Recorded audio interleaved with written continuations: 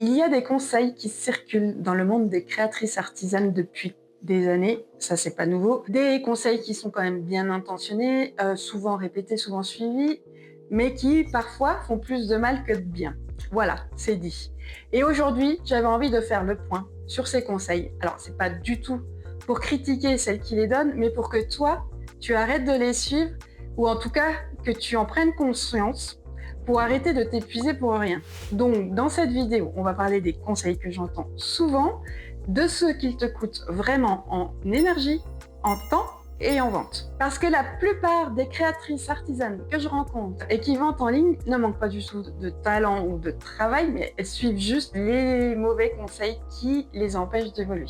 Allez, c'est parti. Si tu ne me connais pas, je suis Claire de Purple Banana et j'accompagne des créatrices artisanes à vendre en ligne. Et ces conseils-là, je les entends dans ma communauté depuis des années. Et ce que je vais te dire aujourd'hui, c'est ce que je réponds à chaque fois. Le premier mauvais conseil, je vais attaquer par Instagram, c'est poste tous les jours sur Instagram. Soit régulière, soit présente. L'algorithme récompense la constance. C'est vrai que l'algorithme aime la régularité, ça c'est pas une nouveauté. Mais ce conseil, il a un vrai problème fondamental. C'est qu'il confond visibilité et vente.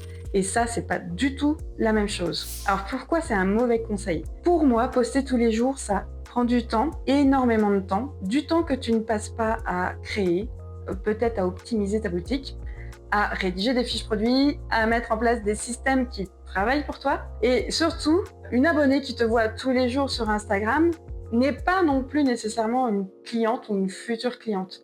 Elle peut adorer ton contenu, liker chaque post, regarder chaque story et ne jamais acheter chez toi. Parce que la vente, ça vient pas de la fréquence de publication, ça vient de la clarté de ton offre, de ton positionnement, de la confiance aussi que tu vas inspirer et du fait que tu parles à la bonne personne au bon moment et avec le bon message. Poster tous les jours sans avoir réfléchi réellement à une stratégie, c'est vraiment comme si tu allais courir sur un tapis roulant.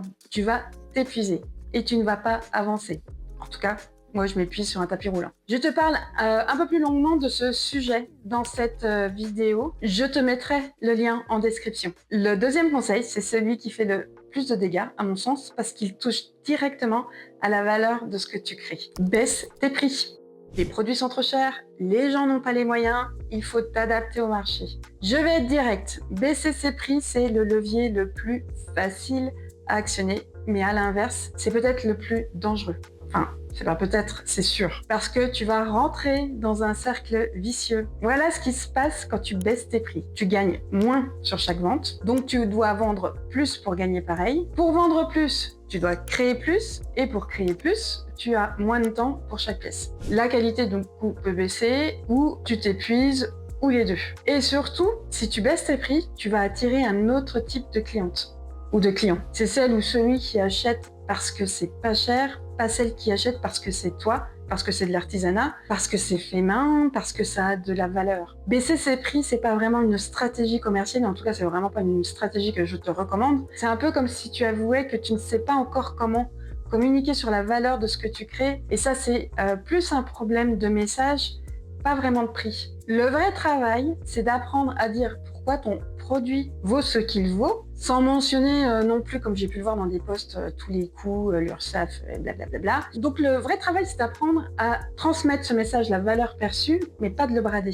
Le troisième conseil, c'est un réflexe très courant chez les créatrices qui démarrent. Et on va dire qu'ils sabotent un petit peu ta boutique avant même de lui donner les chances de décoller. Il s'agit de multiplier les produits et parfois même les gammes de produits. Donc on te dit où tu penses, plus tu as de choses à vendre, plus tu as de chances que quelque chose plaise. Il faut des choix pour satisfaire tout le monde. En théorie, ça peut te sembler logique, mais dans la pratique, c'est souvent l'inverse qui se passe. Et ça, c'est ce qu'on appelle le paradoxe du choix. Oui, j'ai décidé de te sortir ma science aujourd'hui. Quand une cliente arrive sur une boutique avec 50 produits ou options différentes, elle est submergée. Son cerveau est submergé. Elle ne sait plus quoi choisir. Et une cliente qui ne sait pas quoi choisir, elle ne choisit rien. Elle repart sans acheter, ça c'est garanti. plus tu proposes, plus tu vas diluer l'attention, et plus tu dilues l'attention, moins tu vas vendre. Mais c'est pas tout. Il y a un deuxième problème à ça, et peut-être un petit peu moins visible, et il se nomme la dispersion. Quand tu as trop de produits différents, tu ne peux pas parler de tout à la fois. Donc, ton Instagram part dans tous les sens, ta newsletter aussi, et ta cliente ne sait plus qui tu es, ce que tu fais, pourquoi elle devrait te choisir toi plutôt qu'une autre. Les boutiques qui vendent le mieux ont souvent une gamme resserrée, surtout au début. Peu de produits, mais des produits qu'elles maîtrisent, qu'elles défendent, qu'elles portent et qu'elles expliquent parfaitement. Moins de produits, je t'assure que c'est beaucoup plus de clarté, et la clarté, ça vend dans la plupart des cas. Ça, vraiment, si tu débutes, garde-le bien en tête. Le quatrième conseil, c'est peut-être le plus épuisant de tous parce qu'il te demande d'être partout à la fois. Ce conseil, c'est sois présente partout. Instagram, TikTok, Pinterest, Facebook, Etsy, peut-être. Ton propre site, une newsletter. Il faut absolument que tu multiplies les points de contact. Il faut être visible sur tous les canaux. Ça, c'est peut-être ce qu'on te dit ou ce que tu penses, encore une fois. Le problème, ce n'est pas d'être sur tous ces canaux-là, mais le problème, c'est d'essayer de les maîtriser tous en même temps. Quand on est créatrice, on crée seule. Et quand on est une créatrice seule, qui crée, qui gère, qui vend, qui livre, qui se passe en réalité, quand on essaye d'être partout, c'est qu'on est nulle part vraiment. Un compte Instagram à moitié abandonné ou un TikTok que tu as essayé de lancer avec 3 vidéos postées il y a 6 mois, ou encore tu te dis, allez, je vais faire la newsletter, je vais mettre un encart sur ma boutique, et puis plus rien ne se passe. Tu n'envoies jamais le newsletter. En fait, ce qui fonctionne, c'est complètement l'inverse. C'est choisir plutôt 1 ou 2 canaux, les maîtriser vraiment, mais y aller à fond, y construire une présence cohérente. Et une fois que ça tourne, peut-être d'envisager d'en ajouter un autre si tu as le temps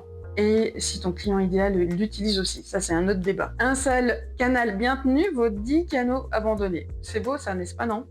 Et le 5e conseil, on va finir par le plus sournois, parce que c'est pas un mauvais conseil en soi, c'est le moment où on te le donne qui pose problème. Et je te dirais que ce conseil ne vient pas de ton entourage, mais de toi, et plus particulièrement de ton perfectionnisme. Ce conseil, c'est attends d'être prête, lance-toi quand ta boutique sera parfaite, peaufine encore un peu avant de te montrer. Ce conseil part d'une bonne intention, vouloir bien faire, ne pas se précipiter, mais dans la réalité, il devient une permission de ne jamais commencer. C'est ce que j'appelle du perfectionnisme déguisé, parce que la boutique parfaite, on va se dire, elle n'existe pas. Il y aura toujours une photo à refaire, une description à améliorer, un logo à affiner, une page à retravailler. Et pendant, tu attends que tu peaufines tout ça, tu n'as pas de cliente, tu n'as pas de retour et du coup, tu n'apprends pas. La vérité, c'est que tu apprendras plus en 6 mois de boutique ouverte,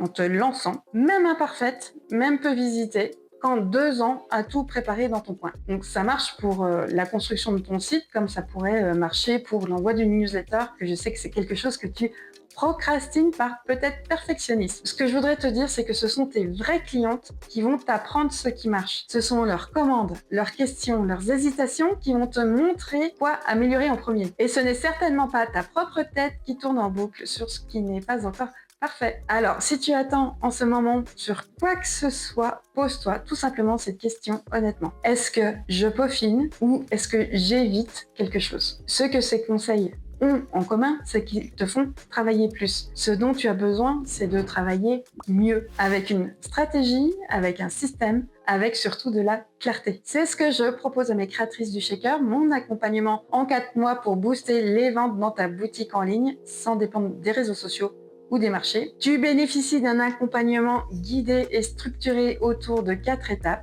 Tu peux d'ailleurs réserver ton appel découverte avec moi. Je t'explique et te montre comment le faire financer si tu as déclaré au minimum 350 € de chiffre d'affaires l'année dernière. Le lien est dans la description pour prendre rendez-vous avec moi.